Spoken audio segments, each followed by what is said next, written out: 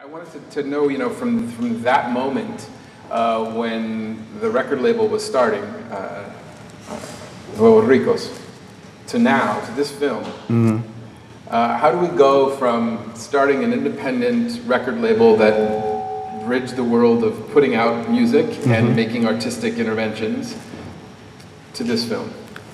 That's a really long question. I don't want to career tracing. Okay. But in terms of, let's say maybe just a form. Formally. Well, I think Nuevos Ricos, in a way, it was a label, but was also a project which wanted to create a certain anarchy and play with things, like take things in a humorous side, or ironically, or provoke. So already from the name, calling it Nuevos Ricos, like Nouveau Rich, in the exactly in the moment the right wing takes the power in Mexico and a whole new like impresario mentality arrives, it was like an ironical way. And then creating a label that had like the most terrible bands from like the history of rock and roll in Mexico, and really helping to push them and make them successful and known. And like the message was always about contradiction, but there I discovered a side of me, which, because in a way I became like the manager of Nuevos Ricos, and I realized that a lot of my work was not in the foreground, but more like directing or organizing or thinking of strategies, how to deal with the press, deal with people like you at that point. And for me, it was a realization to understand that my position was another, because I came from performance, and in performing, you often put yourself in the foreground. And there I realized that my position wasn't there, that my position was somewhere more in the organization or thinking about it. And I think gradually I went to directing these films, because it's very close to that, but in an environment that I feel more, not in control, but maybe more, it's like creating a little bubbles on reality, while Nuevos Ricos was a much more wide thing. Okay.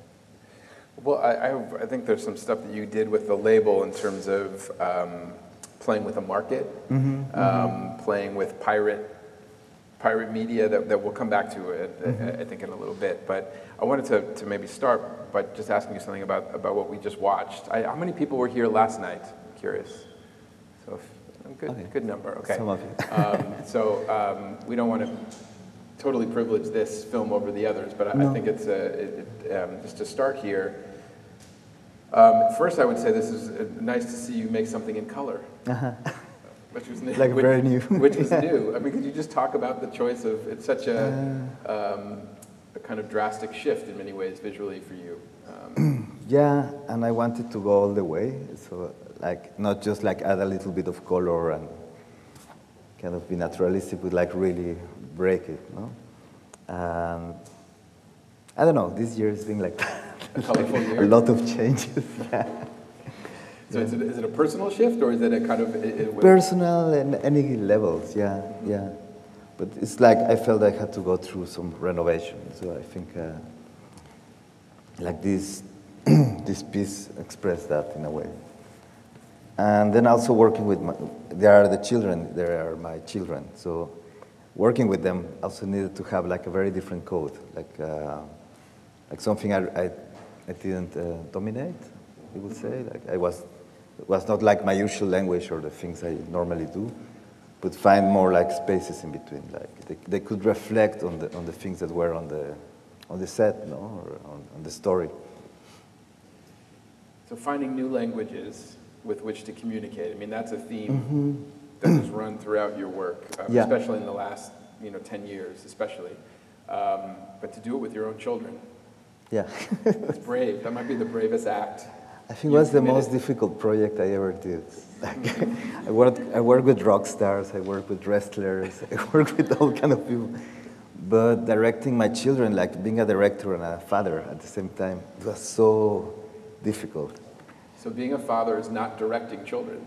That's a very good Not place to really, start. no. Yeah, that's a good place to start. Failing to direct your children. Exactly, Being a father, exactly. right? What were you able, once the filming was over, did your relationship change? Perhaps, yeah. Yeah, I think so, yeah. In For what good. ways? Well, there was this moment in the middle of the filming, where they just became like really difficult to handle. Like they had become friends with everybody in the set, so they had friends with me, but with the camera, with everyone. So it was almost like impossible to film them because they just became rebellious. So I could not direct them anymore. And that day I entered a crisis with the whole crew. And like really the whole, you feel the whole project is collapsing, no? And I took the taxi and I took my children with me, and it was like completely different. And they were like, "So are you angry or what?" And I was like, "Fuck it, I'm not angry. It's like, it's beyond this. It's like, the project is collapsing. And, there's people putting money, there's people traveling to help on this. All of you are acting." So I start to explain what it meant to do it. And then they start listening. And from then, they completely changed their attitude. So it was really interesting in the sense to learn how to explain things differently, and not too authoritarian, kind of. Right. But it's like we're talking about fatherhood. Yes, exactly. The other thing with this film that I think goes back that connects back in an interesting kind of loop to some of your earliest work with wrestlers is the presence of the mask. But these masks obviously are masks without eyes, without places to see, without holes for the mouth, for the nose. Can you just talk about the role of the mask in your work, maybe over time? And I pick up some of the images of my really early works. Like there is one piece I did with two heads pushing each other with wrestling masks. And so in this film, I try to acknowledge back some images that I found maybe like 15 years ago, or maybe more, or images that they were important as an artist for me, like in the beginning, but that you tend to you try to bury, you try to don't refer to them. You feel like, how do you say, like developing yourself beyond that. But here I wanted to kind of reallow myself to do certain things. And I think the mask is a constant in my work. And when I started, it was like a very clear thing. There were like masked wrestlers.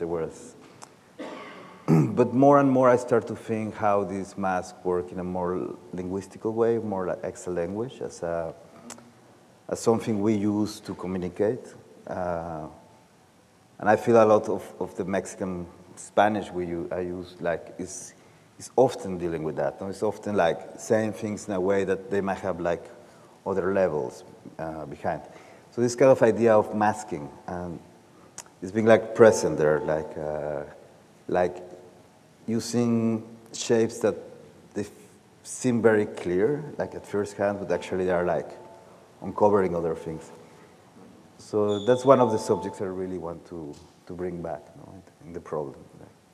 One of the things we were talking just before it started tonight, about how our work and what we're interested in, I think, are really, really different. And the way that I talk about the stuff that I study and write about is very different from the languages that Carlos uses in his work. And yet we've over the years realized have always been on these kind of parallel tracks. And one of them was at the beginning of this film when he talks about that amazing line of the telephone switchboard going off, that they're kind of rewiring, right? And he wakes up, or he I don't know if it's waking up, but comes into a different consciousness. And that very simple beginning of, he wakes up in the morning, right? So that there's a new day. That something happens that changes the way he sees the world, that changes his plane of reality, and the morning smoothness, which was a great line, the smoothness of the next morning. I think that for me is something I've always loved about your work, is that on the one hand it's very abstract, very conceptual, very overly thought out, because you over-research everything, as we'll talk about. But at the same time, I think there is this almost utopian impulse in your work that I'm very attracted to. I think that's, I use that in a good way, of a new morning that's possible, of seeking alternate realities. The dreamers, what was the line, you know, the dreamers who are looking beyond this mechanized dry land. So could you talk about the other worlds and the way you think about alternate realities?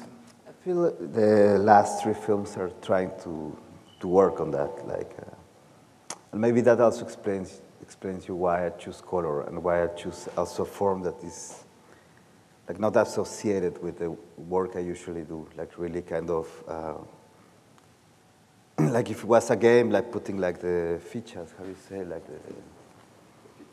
the pieces, like really new pieces in the game. And I feel the first.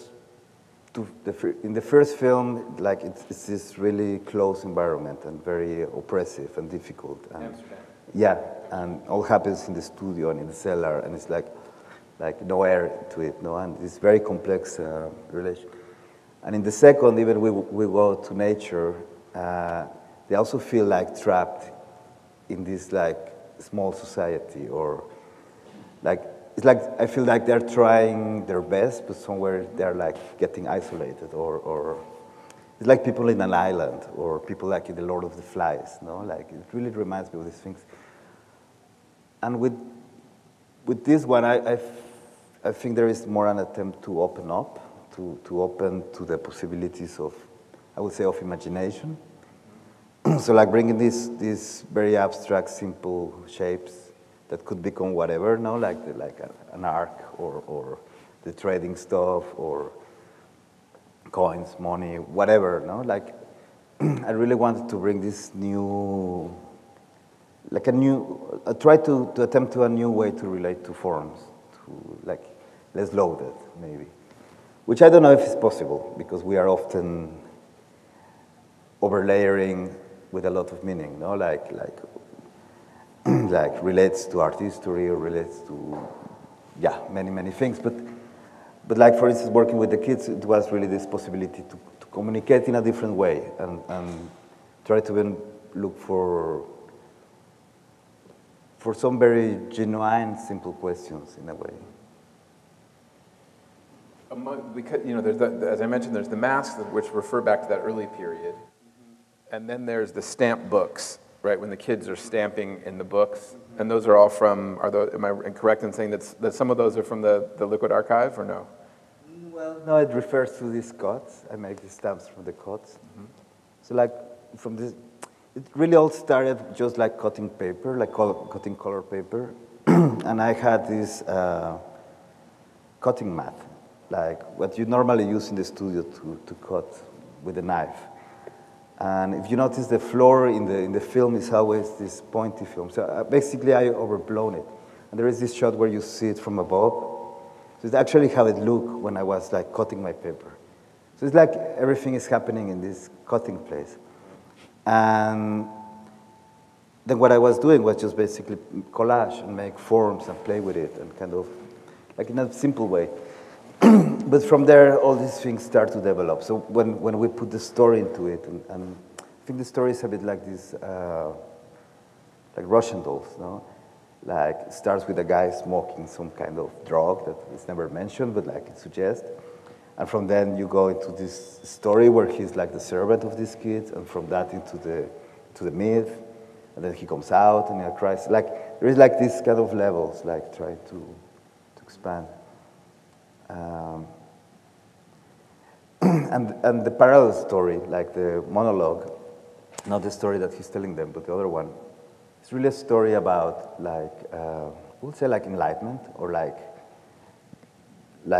realizing this mystical side. And I thought it was interesting to work on that, to try to think what that means. Like at the end, he really divides reality not from like the world of dreams or the subconscious, which is what normally we think when we do art. Like either we work in the subconsciousness or in the consciousness. But this here the writer tries to trace like this other reality, which is this mystical reality, which I don't know what it is, no? But I thought it was interesting to bring that in the play. Right, but it's a mystical reality that for him is always linked, or at least as I was watching it, I mean, the first time I saw this, I was surprised in a way by the very concrete historical arc in it in terms of colonialism and contact. I wasn't expecting it. And so that the search for this alternate mystical reality is connected to very kind of identifiable histories of colonialism and racism and Eurocentrism. For me is also, again, why I keep being so attracted to your work, is that you take us to these places where you're like, what is he saying? And what does this mean? And then at the same time, we're being brought back down to earth to say, well, I'm saying something that actually is connected to very real, very mappable, identifiable moments. So that the alternate reality, you could go the mystical route, but you could also go the anarchist route, right? Which you already, you mentioned anarchism before, I think in the third word you said tonight. I mean, so I was wondering if you could talk a little bit about anarchism and its relationship to maybe the mystical or to these alternate worlds. Yeah, it's a big part of your work. Yeah, I think anarchism for me is interesting in the sense of trying to understand where one can position oneself as an artist now, because we seem to live and work in very contradictory spaces, and I've been reading about anarchy, and what I find interesting is that there is this ambiguity in anarchy, or there is this third position, which is neither left or right. What I'm trying to say is I won't say I'm anarchistic, but it's more like trying to understand anarchy as maybe a way to analyze things or to relate to things. So what I feel is in this moment we are it's so about market and about these conditions, of the neoliberalism. For instance, in Mexico with the drug war, with all this pressure that builds every day, that you see that they're real. It's not theoretical. You go to supermarkets and the people who are collecting the goods on the bags are old people. So basically, people that don't have any more let's say retirement, but basically they have to work the rest of their life, collecting the money, the goods in their bag, in the plastic bag, so you give them some coins. So when you start to see these things, and when you start to think how you, as an artist, are also trying to sell, trying to produce your things, this relation between selling and producing your dreams, for instance, or those spaces that you think are free, I thought, I've been thinking anarchism is at least to me, allows me to understand a consequent way to relate to that, not to justify it, but even to analyze it. Because I feel if I go right, I go in a side, and if I go left, I go in the other side. I'm thinking that anarchism that has this otherness, or this, what is called a third way, a third. There's the singer we talked about, Juan Cirerol, from Mexicali. Or Tecate? Mexicali, Tecate. I'm blanking. Who says that he's not an anarchist, but his songs are.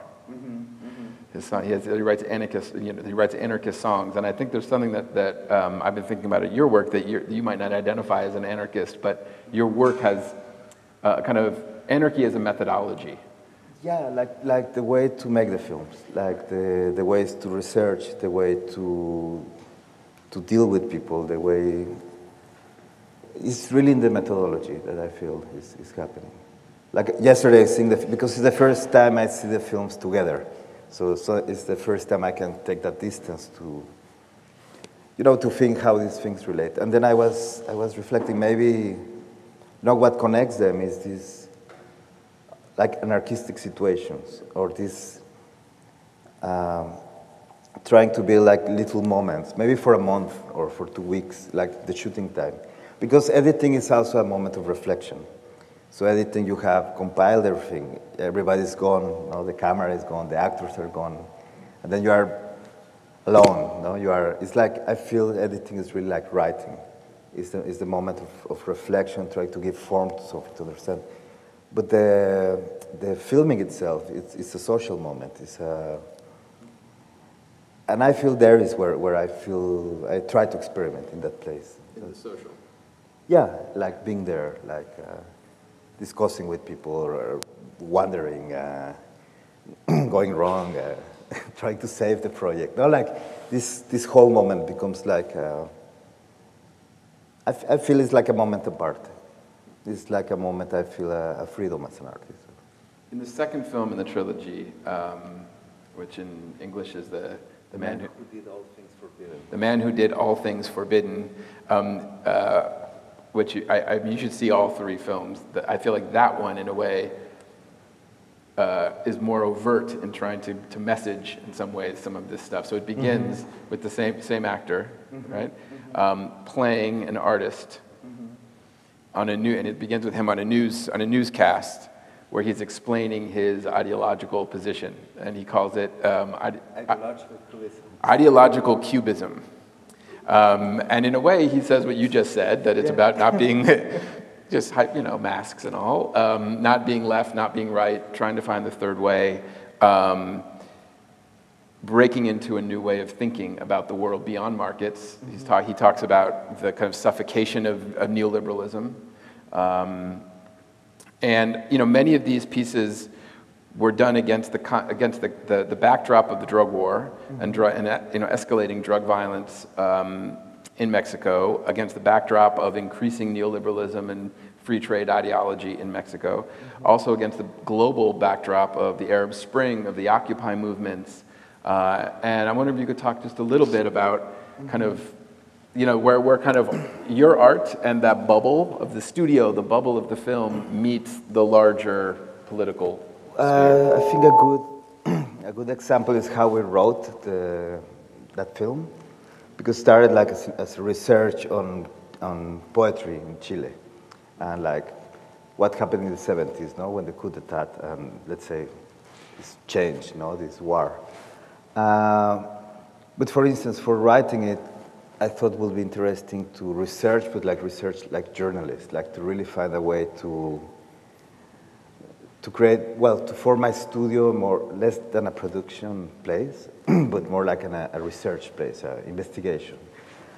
And I noticed in the Mexican newspapers, they used to, what I started to notice, they publish like a lot of really stupid notes, like notes that they don't have sense, like you're reading, let's say, the cultural papers, and suddenly you have these very strange articles about things they don't relate to Mexico, they don't relate to culture really.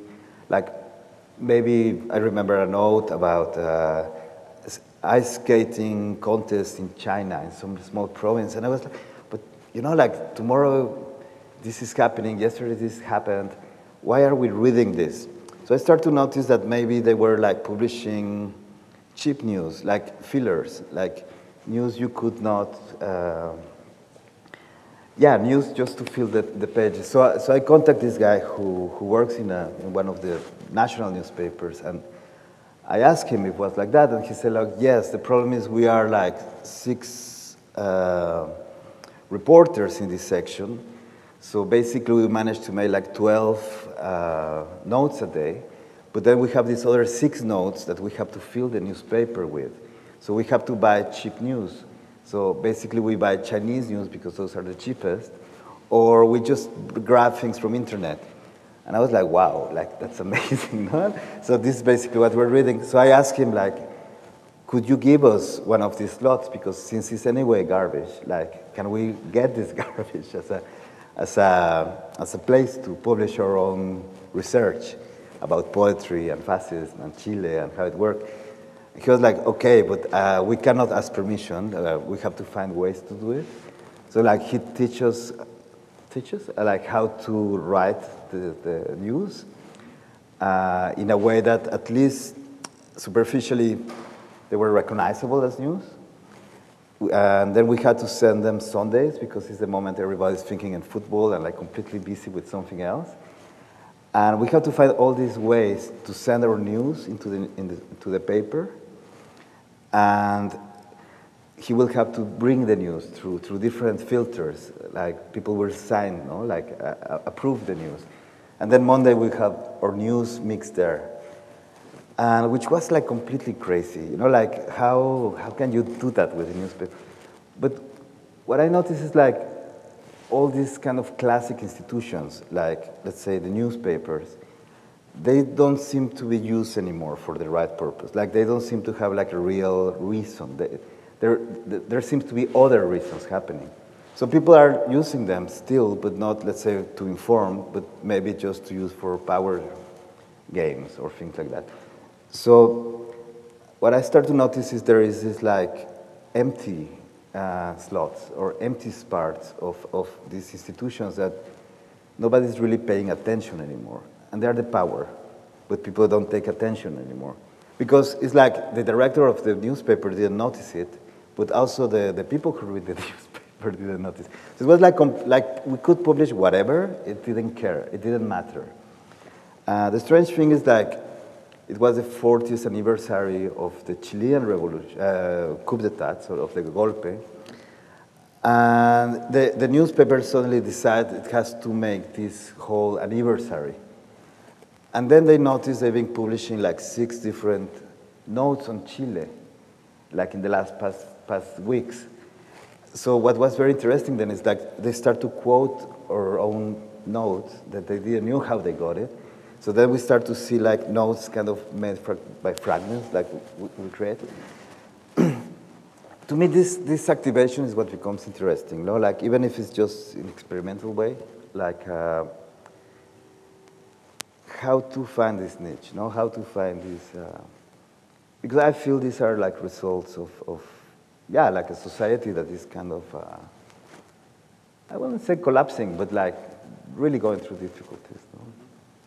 And yet doing it again at the level of language. I mean, yeah. You kept saying having to learn their language in order to speak your language, to communicate in a third language. Yeah, you know, in a this way. kind of double language, like a language that at first sight formally looks like a note, but let's say, it's like the division of form and content, no? So content-wise, you can play with it. Formally, you work in a different way.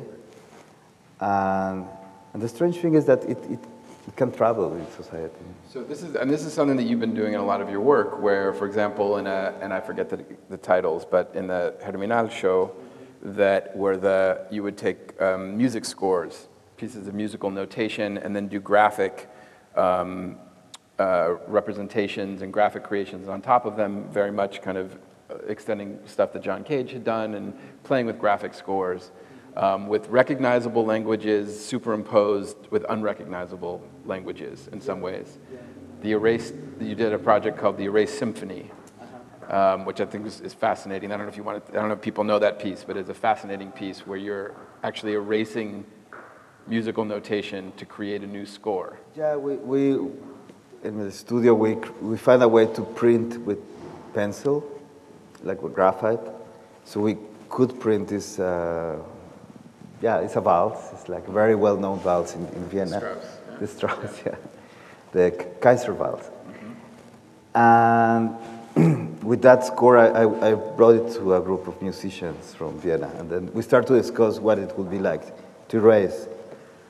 And that was very interesting because, you know, like they would say, like, okay, if you erase, we can play that. You know, we know how to play silence.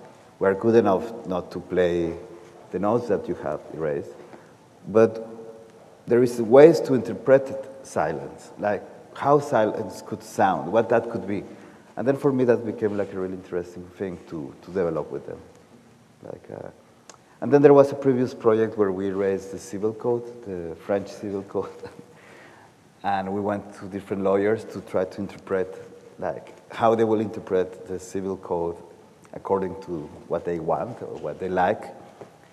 And then you could see, like, immediately, like, these little games, no? Like, somebody racing, changing, the next one thinking, like, this is stupid, but should be like that. And, yeah, I think those were, like, exercises trying to understand those processes, no? Like, this kind of, I would say, like, the inner structure of language, no? Like, trying to understand how it works, like. But inner structure of language in the context of power, many lot, times, yeah, right? yeah. I mean, it's the French Civil Code. It's not any waltz. It's Strauss. It's a big, it's a Exactly. it's Something that's really in the memory of every Austrian. right. And then there's your work with the Guatemalan composer Joaquin Orellana. Yes, because I was very, I mean, there is... Tell the story about who he is in case people don't know. And Yeah, kind of, Joaquin Orellana is a very important, I think he's a very important musician. I think he's also one of the most important, I would say, like artists in Guatemala.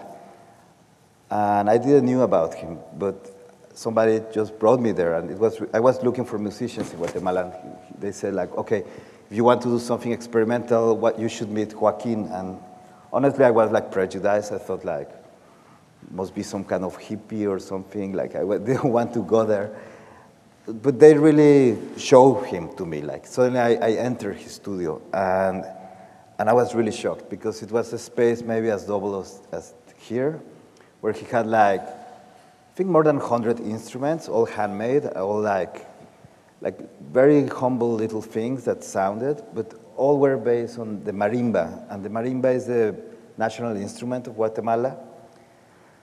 And I was like, wow, like super fascinated by how that appeared. So I said to speak with him, and he told me, well, basically I went to study in Argentina in '68, and I was there in a grant for 2 years. And basically what happened to me is that I discovered like electroacoustic music. I started to experiment with tapes, to make loops, to like discover this whole new, let's say, electronical music. But then I had to return to Guatemala, like in '70, and the Civil War started. So suddenly there was nothing. Like there was no equipment, no interest, no structure, nothing. So what he thought was to try to keep doing that research, let's say the electronical research, through making like marimbas. And then I understood the dimension of that. It was not just like a beautiful collection of forms and instruments, but was basically like a huge synthesizer that this guy is being like working for 40 years or something. So then he developed like his own language to play those things. He trained some people. There are some people who can still play it. He created the names for everything. And then I was really like touched by that, like how somebody, because Guatemala has been one of the worst, at least in Latin America, like the worst civil wars. And how somebody could really survive and be idealistic and keep in that level, let's say, of concentration and creation beyond anything. No, I was like really amazed. So basically, I tried to collaborate with him. But in his case, I think that film is really more about showing him, not about showing my work, but like trying to find a way without making a documentary, because I could not allow myself to, I didn't have the elements to make a documentary. But how you can find with somebody like this a level of collaboration. So I told him I was doing animations, and he was like, I saw something on him, like he was interested. Because for a lot of musicians, animation is really like, it's like a meeting point. And I thought, okay, which is the most important animation for music? And I thought of Fantasia. So I thought, okay, how can we appropriate Fantasia? How can we do? Right. So Strauss, Disney. Yes, which is everybody knows it, no? And then we did something like really horrible, which we photocopy Fantasia. So we went like we bought the pirate DVD, we went frame by frame and photocopied it, which was like something like 3,000, 13,000 frames, the 9 minutes. And then we photocopied again, like when you photocopy again and again, you start to lose this information, so it becomes like abstract. So we were photocopying Fantasia for a year. And then we came with this, like, really like piece of, like, something, no? Like, because we reanimated the whole thing. And from there, he composed his Fantasia. And he came also with like completely his own thing. So I thought that was a very nice way to collaborate, yeah. I mean, I brought him up because I think he, in a way, you know, in your earliest work with the wrestling, you were battling yourself, and in a way, he strikes me as a kind of ideal figure in your work as someone to spar with, because I just love this idea of someone who, you know, is working with electronic instruments, loses his entire medium, his entire method of working, and then has to create something completely new in a completely different format. And that, I think, you've been playing with in your work a lot, is, you know, what is the role, what can art, this is how I read it, and this could be wrong, but you know, what can art teach us about how to respond to social and political emergency? When the very things that make us, that we think allow us to make sense of our lives are taken away from us, do we give in, or do we create a whole new notation system? I think you create a whole new notation system. I mean, I don't know, ideologize it like this, but for instance, I went to the Havana Biennale, this last one, and I was invited, I think like 4 years ago or 5 years ago. And it's one of the most difficult situations to work because there is really nothing there. Like, you might need like masking tape and there is no masking tape. You might, you know, it's like super difficult. And when I went there like last time, it was very frustrating because you get used to work in certain ways and certain expectations, and then nothing worked. So for this last one, I thought I should just bring like paper and a pencil. And it was really one of the nicest working experiences I had like in some time, because suddenly you realize by having nothing and having just essentials and starting to work with people and dealing with people and finding common interests and things and ideals, or you really start to create something, you can create something really amazing. You know? So I really like it in that sense. I mean, you said a minute ago that you don't want to ideologize it. So let me. Okay. I'll try. So like, but I think like, you know, we've talked a lot about and you just mentioned the current political situation in Mexico and the drug war, and there's an exhaustion of language and an exhaustion of sense that I think has become fairly common, of like, this doesn't make sense, and how do we, you know, every day, just when you think it can't get more nonsensical, and just look at the elections of a few days ago, and the campaign ads that were going around, and the way that, and all the corruption and all the violence, and the kind of like, this doesn't make sense. So how do we start making a different kind of sense? And I think that that's where, you know, your work, whether you are trying to say that directly or not, I do think you're giving us some tools to think differently. I mean, I think a lot about, in context of your work, Charles Mingus, a musician I'm sure many of you know, who in his autobiography writes about this in different ways, but he'll talk about, you know, growing up as a multiracial kid in Los Angeles who wasn't black and wasn't white and was in between and didn't know where he fit in the world, and didn't make black music and didn't make white music and wasn't understood, that he said he realized at an early age he had to create his own fingering system on the bass, that he couldn't play the notes that were given to him. He couldn't use the operating system that came with his computer. He had to hack it. He had to recode it. That's an anarchist impulse, you know, to no gods, no masters, create a new world. And not that art can be our guide to fixing corruption and violence in contemporary Mexico, but it is a mode of rethinking things, no? Different way. I mean, for instance, I find that's something I do a lot in my studio. Like the studio is not just a production place or where I go to think, but for instance, what I try to think is the studio as a meeting point, as a plaza, so like really every person who calls me, who wants to meet, instead of making the appointment in the park or so, I say in the studio. But that means through the years, like a lot of people come there, and with some people I start some conversations, and maybe they start to come every week, and then this every week becomes for 2 years, and so you start also forming like special dialogues with certain people, and to me that's really interesting, because it's really, for instance, I think the studio as a way to connect with reality, but also a way to influence reality. So like, for instance, what I told you about turning the studio into a writing machine, like a writing process, and research and writing process, but then like publishing. And then suddenly having like publishing every week in a national newspaper without people not even knowing. Now, like, and like, for instance, now I start to publish without people, I think, with, how do you say, like, people now I sign, no? Because, for instance, I really understood a very interesting thing about media. So, like, now I'm writing and publishing, no? That's something I start to do slowly. So, like, all these things to me become really important as a way to have, like alternatives to what real life is in Mexico, no? Like, yeah. I have many more. I don't know how much time, I don't know how long it's been that we've talked, but I have more questions that I'm happy to ask, but maybe we'll open it up and we can fill in.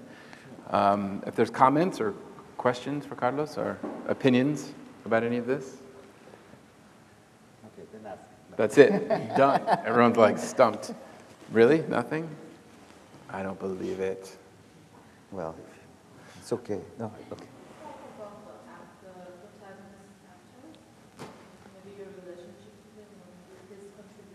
Yes, he's somebody I work now, well, in these 3 films, but started in a film before, so it's the 4th time we work, and I'm planning more times. Because he has become one of my main collaborators. His name is Philippe Stachon. He's Vietnamese, but he arrived in France when he was maybe 8 months, I think, like really, really young. So in a way, he's like a really French person, but in another way, he's a really Vietnamese person. At the same time, he has, well, I don't know, that doesn't explain anything, but his name is French. He has this very strange story, no? Like, he's a Vietnamese person with a French name, and through that French name, when the war starts, he ends up in France, and then he grows as this French man, which looks Vietnamese, like, and he's somebody I can really connect, no? Like, work-wise, no? Like, we really, like, I think a lot of the films come through this interaction, no? Like, really. He lives in Mexico? No, he lives in France. So we find always these meeting moments, no? Like the film we did in Chile, we met there, or when we work in the studio, he came to the studio, or in the last one, he also came. And so it's one of the persons I can't understand at all. You know, like there is something very. When I met him like 10 years ago, he would speak, and I was like, could really not get it, like what he was talking about. And then one day we could get it. I don't know also why, and then we start to collaborate. And somehow we can go really deep into this trip together, and that's been like really important to me, like to work together. Also because I think we understand very clearly how to collaborate. So like a lot what he does in the films, actually he does it, and sometimes, which is something I really like about him being an actor, like he proposes a lot. Sometimes I take it, sometimes I don't, sometimes goes in the film, sometimes stays in the footage. But there is this, it's somebody I can trust that can just bring things to places. And in normal life, he's a theater director, and he works in France. He worked in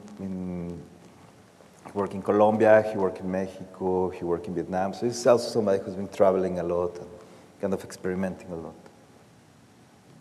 Is there something about his relationship to the Spanish language that interests you? Yeah, in a way, it's been something like I keep thinking how, like what's the position of language in that sense? Because if he clearly has a French accent. And I remember in the beginning was always this question like, is he speaking like good Spanish or is this the French? You know, like how, like I think it's very important in which language you make your film and how you relate to that. And for instance, for me, acknowledging that he has this heavy accent and it's also creating a very specific thing. So. Right, and if he gets not mistaken, but if he at some point easily slips into being an alter ego of you in some ways. It's interesting that his relationship to a language that should be quote unquote native is not perfect. Well, in the film, anything is perfect. Everything is like misplaced, like completely, you know? Like the roles, who is asking who, how, what. And I think it's part of the game too. Yes. Carlos, can you talk a little bit about, I don't know if you did yesterday, but about the references to the language, and it's such a dominant part of the scenography and on the costuming, and what led you to adapt that? Mm-hmm. There was an intuitive part, like just like I like it, or I found these paintings of the characters from Malevich, like it's like after Supremacy. So after this very intense avant-garde, he comes with these almost simplistic forms, no? Which I really like, and I thought this could be really interesting to base my characters in that. And at the same time, I had this, like, I remember this Joseph Beuys suit. And since I had this, like, natives versus, or in relation, Europeans, I thought to represent the natives with the Malevich and the Europeans with the Joseph Beuys, which was like, a bit like a game, you know? But I think at the end, there are, like, very different political approaches to things, no? So I thought that was very interesting. And then in the background of this Malevich, you have these colors that are, I mean, in the Malevich, they are much more defined and maybe a bit more straight, not so roundish. But somewhere it allowed me to just thought like, okay, let's create the backgrounds and everything just in a, like using these simple cutouts or forms. So basically I cut the shapes and then I start to really combine them scene after scene, no? Like try to, like in a very improvised way, like really, like I think this, like the second film is very dense in references and it's this Chile film and what I explained. And with this last one, I really wanted to just do it, like without thinking too much on references or in the importance of like historical, but just like taking them. And because I also had to deal with my children, so I didn't want that everything they touch becomes like heavy on meaning, no? Like it was an observation my father did once to me, like about children taking some, like look at children playing, how they take some piece of wood and they think it's a car, and they just go in their trip in their mind, and the car is, this piece of wood is enough to represent a car for them, and they can really live it intensively. So I thought, well, how can you do that? No, like, and also I've been around like for some 20 years being an artist, so you cannot be naive anymore. But how can you create a situation where you can open up as much as possible? But then, of course, I was taking these references, like I wouldn't say careless, but like without caring too much. How, you know, like without overloading them. But they reflect to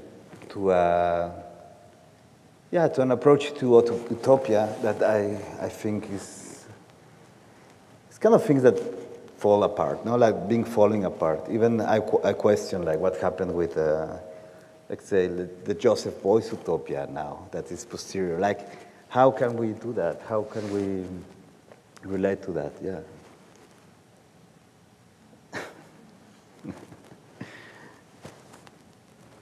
Other comments or questions? No? All right. Chris, how are we on time? Perfect? All right. To be continued, Carlos. Okay. Many more conversations and questions. No, if you want, maybe they feel like asking. And I want to say at the beginning also, you reminded me that this is only your second time showing your work in Los Angeles. Yeah. And both times in very short moments. No, the last one was longer. like 10 years ago. No, but I mean the exhibit, the the time you were here was very short. Yeah. Period. Yeah. And so hopefully we'll all work together to bring Carlos back for a longer stay do. in Los Angeles. We need your I work. enjoy here, so it's Thank nice. you, Carlos. Thank you guys for coming. Thank you. Thanks. Thank you.